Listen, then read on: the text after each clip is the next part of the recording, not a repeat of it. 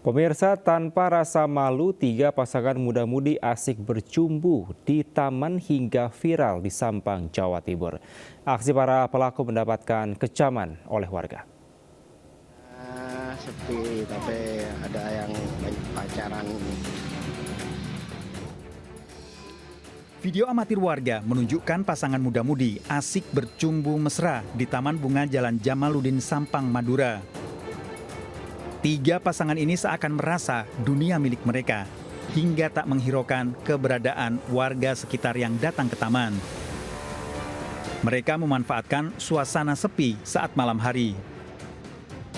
Postingan ini pun mendapat beragam komentar pedas dari warganet. Mereka mempertanyakan pengawasan dari orang tua dari pasangan sejoli tersebut.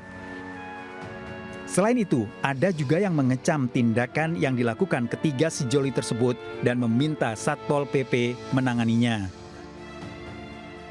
Untuk mengantisipasi kejadian serupa, Satpol PP Kabupaten Sampang akan berpatroli di setiap tempat yang rawan dan sering terjadi tindakan mesum. Dipanggil atau ada pengaduan karena kami menyiagakan 3 anggota yang ada di kantor. SOP kami maksimal 30 menit sudah nyampe ke lokasi. Petugas berharap masyarakat juga berperan aktif dan ikut andil menjaga ketertiban Taman Sampang. Apabila ada kejadian lagi, masyarakat diimbau segera menangkap dan menyerahkan ke petugas berwenang. Dari Sampang, Jawa Timur, Fatur Rahman, iNews melaporkan. Pemirsa, 2 perempuan kakak beradik duel hingga menggagalkan aksi pencurian uang di sebuah warung di Mojokerto, Jawa Timur. Sebelumnya, salah satu pelaku berpura-pura membeli air mineral dan pelaku lainnya mengalihkan perhatian dengan membeli BBM eceran.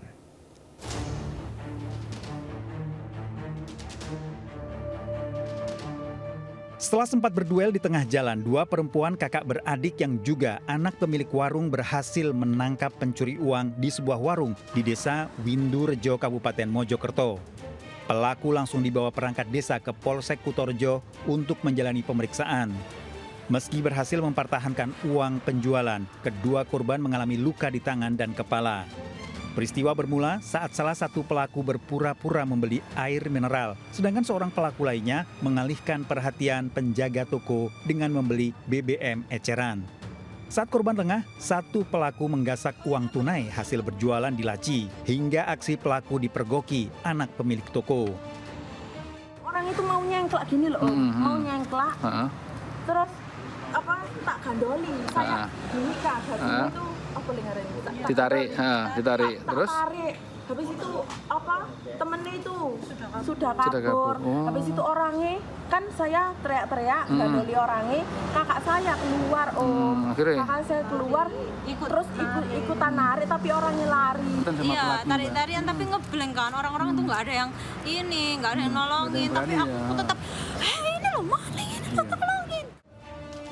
Kini pelaku dibawa ke Satuan Reserse Kriminal Polres Mojokerto untuk menjalani penyidikan, sedangkan rekannya yang lolos dalam pengejaran polisi. Dari Mojokerto, Jawa Timur, Solahuddin, iNews melaporkan. Presiden Republik Indonesia Prabowo Subianto turut berbela sungkawa menyampaikan duka mendalam atas wafatnya pemimpin umat Katolik sekaligus Kepala Negara Vatikan Paus Fransiskus. Paus Fransiskus merupakan salah satu tokoh dunia yang banyak memberikan banyak contoh bagi masyarakat. Dengan rasa duka yang mendalam, saya menerima kabar mangkatnya Sri Paus Fransiskus. Dunia kembali kehilangan sosok panutan yang memiliki komitmen besar terhadap perdamaian, kemanusiaan, dan persaudaraan. Kunjungan Sri Paus Fransiskus ke Jakarta tahun lalu telah memberi kesan yang mendalam, tidak hanya di kalangan umat Katolik, namun di hati seluruh rakyat Indonesia. Pesan kesederhanaan, pluralisme, keberpihakan kepada orang miskin, dan kepedulian Sri Paus terhadap sesama akan selalu menjadi teladan bagi kita semua.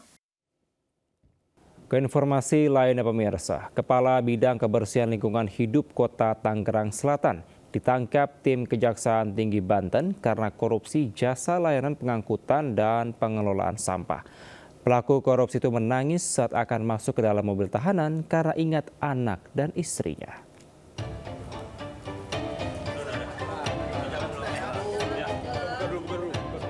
Kejaksaan Tinggi Banten menetapkan Tubagus Apriliandi Kusuma Perbangsa sebagai tersangka korupsi jasa layanan pengangkutan dan pengelolaan sampah di Dinas Lingkungan Hidup dan Kebersihan Kota Tangerang Selatan. Apriliandi yang menjabat sebagai Kepala Bidang Kebersihan itu terjerat korupsi pengelolaan dan pengangkutan sampah senilai 75,9 miliar rupiah. Apriliandi berperan sebagai pembuat kontrak kerjasama pengangkutan dan pengelolaan sampah dengan PT Ella Pratama Perkasa EPP. Kontrak yang dibuat tidak menjelaskan tujuan lokasi dan teknis pembuangan sampah.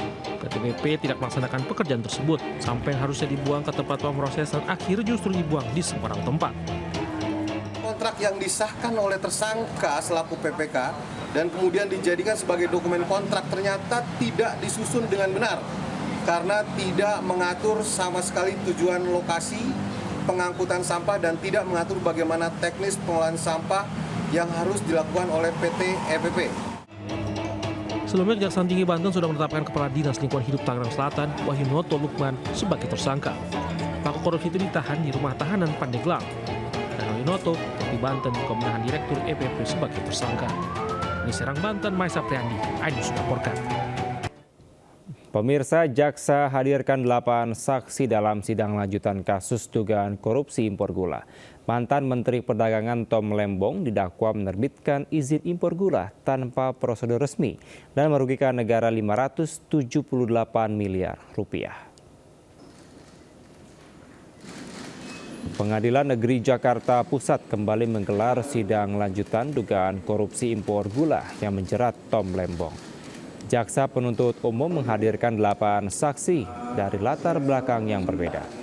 Dalam surat dakwaan, Tom Lembong diduga menerbitkan 21 surat persetujuan impor gula kristal mentah ke sejumlah perusahaan yang tidak memenuhi syarat selama 2015 hingga 2016. Setelah mendengar keterangan saksi, Tom Lembong bingung karena dituduh melanggar kebijakan impor gula mentah. Menurut Tom, BUMN yang mengurusi soal kebutuhan gula dalam negeri tidak impor gula putih, tapi malah impor gula mentah sama dengan swasta. Mantan Deputi Bidang Usaha Industri, Agro, dan Farmasi Kementerian BUMN, Wahyu Kuncoro mengatakan, impor gula pada 2015-2016 karena ketidakmampuan BUMN dalam mencukupi kebutuhan gula untuk konsumsi nasional. Kenal dengan Thomas Tirikasi Lembong? Saya anak buah.